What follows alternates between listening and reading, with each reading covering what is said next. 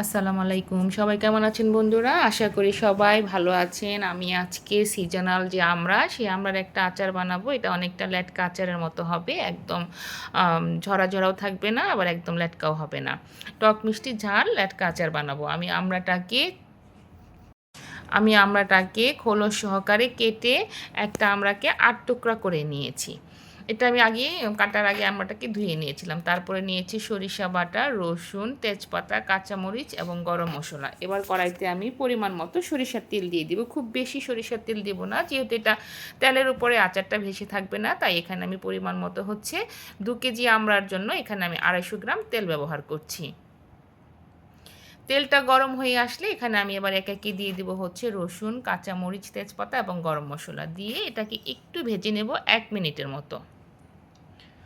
বন্ধুরা, যারা YouTube channel থেকে আমার ভিডিও দেখেন, যদি আমার ভিডিও বা রান্না আপনাদের কাছে ভালো লেগে থাকে তাহলে প্লিজ আমার চ্যানেলটি সাবস্ক্রাইব করে পাশে থাকবেন। এবার রসুন আর কাঁচামরিচ যে গরম মশলা দিয়েছিলাম, এটা 1 মিনিটের মতো ভাজা হয়ে গেছে। এবার আমি আমড়াটা দিয়ে দিচ্ছি।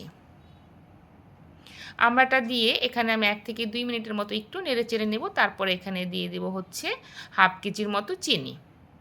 যেহেতু আমি আচারটা খুব বেশি মিষ্টিও করব না এবং খুব বেশি টকও করব না, এটা একটা লেটকা আচারের মতো। তারপরে দিয়ে দিচ্ছি আমি এখানে 1 চামচের মতো আদা রসুন বাটা দিয়ে আমি এখানে 1/2 কেজি চিনি দিয়ে এটাকে খুব ভালোভাবে নেড়ে চেড়ে 20 থেকে 25 মিনিটের মতো রান্না করব। তারপরে দিয়ে দিয়েছি সরিষা, মরিচের গুঁড়ো, হলুদ এবং লবণ।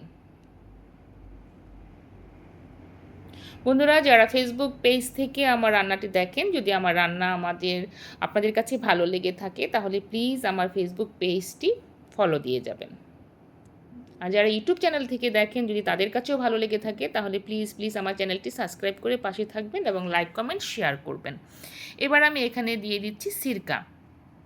এখানে আমি 1 বোতল সিরকার সামান্য একটু রেখে পুরোটাই দিয়ে দিচ্ছি। যেহেতু আচারটা আমি 1 বছরের জন্য সংরক্ষণ করব নর্মাল ফ্রিজে, তাই এখানে আমি সিরকাটা একটু বেশি ব্যবহার করছি। তারপরে এখানে আচারের যে মশলাটা সেটা বানাবো। এখানে নিয়েছি 5 ফোড়ন, জিরা, ধনিয়া, গোলমরিচ আর মিষ্টি জিরা, 3-4টে লং, এলাচ এবং দারচিনি।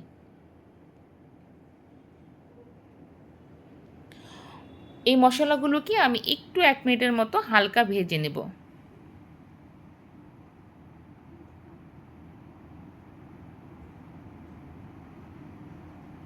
খুব বেশি ভাজার প্রয়োজন নাই, 1 মিনিটের মতো একটু হালকা আঁচে ভেজে নিলেই হয়ে যাবে। তারপরে আমি এটাকে ব্লেন্ডার জারে ব্লেন্ড করে গুঁড়ো করে নেব।